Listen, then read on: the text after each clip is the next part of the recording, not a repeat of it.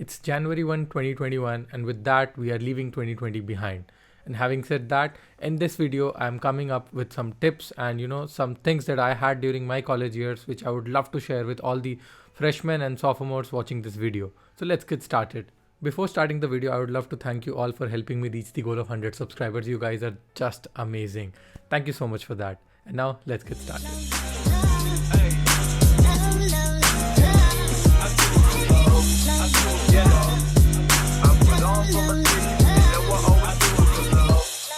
Alright, so the first thing I want to talk about is Google Summer of Code, or in short, GSOC. So let's talk about what Google Summer of Code is from the Google's website itself. Google Summer of Code is a global program focused on introducing students to open source software development. Students work on a 10-week programming project with an open source organization during their break from a post-secondary academic program. So it is a very nice initiative by Google to promote open source software development. Now, one thing that was not mentioned in that description was that Google also provides a stipend based on the country in which you are living. For India, it was, in my time, it was 2,400 US dollars.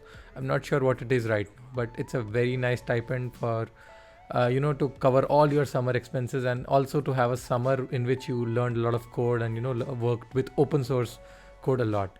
So my advice to you is, rather than spending time watching movies and anything in your summer vacation, you should look for these kind of outreach programs. Google Summer of Code or Processing Foundation also has their outreach programs. You should explore these programs and have an engaging summer as well. Please hit the red subscribe button if you haven't already, because in the future I'm going to make a video on my own personal Google Summer of Code experience. And also give a thumbs up to this video if you're enjoying. Next thing I want to talk about is web development. Spending time in your first year or second year learning web development won't hurt you ever. It's my personal experience. It's because web development is a real world skill, and it could help in your college projects as well. Suppose you have done some machine learning project as well, and using web development and JavaScript and good front-end libraries like React or Angular, you can present your project in a very nice format, which would obviously give you edge from all the other students that are there in your class. So my advice to you is, during any of your summer breaks, spend time on web development, because it's a never-dying skill, a real-world skill, and something which will always give you edge. So spend time learning JavaScript, React.js, AngularJS, some cool frameworks are there. And if you also want to dive into backend, there is Node.js and so on. So JavaScript everywhere is a very nice thing that you can pick up. So that's my second advice to you.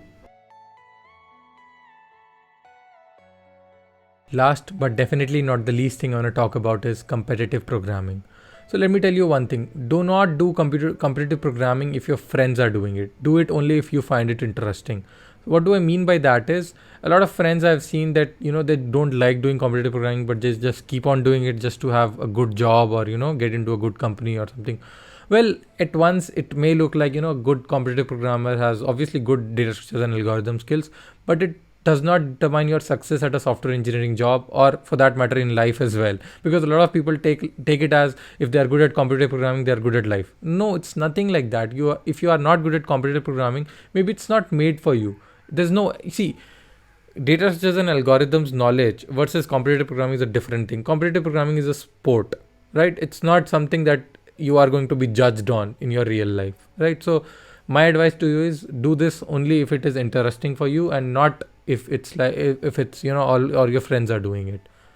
So not just copy them. So now coming back on how should you pursue it. So first of all, in your first year or second year, always it should be by the end of your first year itself that you should be proficient in a language, that you are able to use all the features of that language.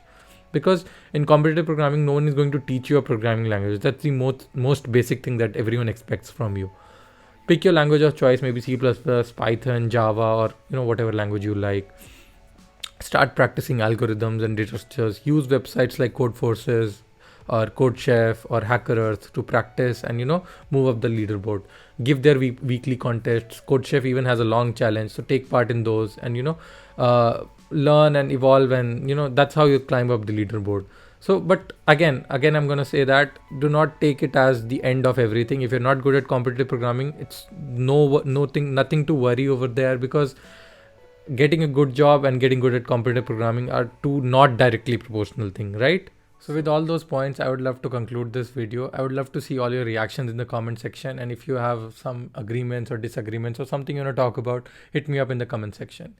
If you enjoyed watching this video, give it a thumbs up. And if you haven't subscribed to the channel already, please hit that red subscribe button, as it is highly motivating for me. Thank you so much. Till next time. Bye. Take care.